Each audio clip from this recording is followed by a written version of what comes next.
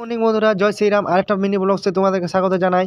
তো রাস্তা যেতে যেতেই দেখা হলো একটা ছোট্ট মন্দির, তার মধ্যে অনেক কিছুই আছে ভিতরে। তো চলো ভিতরের দিকে যাওয়া যায়। ভিতরে না ঢুকতে দেখতে পেয়ে গেলাম অনেক কিছু ঠাকুরের মূর্তি দেখতে পাচ্ছ। এদিকে রামজি দাঁড়িয়ে আছে, তো খুব সুন্দর লাগছে। আবার এদিকেও অনেক কিছু দাঁড়িয়ে আছে, হনুমান, তারপরে অনেক কিছুই। তো তারপরে চলে গেলাম হেঁটে হেঁটে যজ্ঞশালার দিকে, যে ধর্মের যে সব থেকে বড় যজ্ঞশালা দেখতে পাচ্ছ, বিশাল বড় যজ্ঞ হচ্ছে। তারপরে চলে গেলাম অযোধ্যার সব থেকে বড় যে তীর ধনুক, এখানে দেখা হয়ে গেছে। তারপরে চলে এসেছি আমি, এই যে আমার পেছন দিকে দাঁড়িয়ে আছে রাম মন্দির। আমি যে একটা ছাদের উপরে আছি বাড়ির। তো এখানে নিয়ম হচ্ছে সকাল 7টা থেকে 11টা, দুপুর 2টো থেকে 7টা পর্যন্ত কোনো মোবাইল নিয়ে যেতে দেবে না, আর সাধারণ পাবলিকদের জন্য 23 তারিখ। তারপরে চলে গেলাম আমি রাম যেখানে স্নান করতে, সেই ঘাটকে নয়াঘাট। তো দেখতে পাচ্ছ খুব সুন্দর একটা মুহূর্ত। আর তারপরে দেখতে পেলাম এখানে শ্যুট চলছে, রাম লক্ষ্মণ সীতার একটা শ্যুট চলছে। তারপরে আমার চলে গেলাম আমাদের রুমে, যেতে যেতে দেখা গেলো খুব সুন্দর একটা লাইটিংয়ের ছোট একটা মন্দির।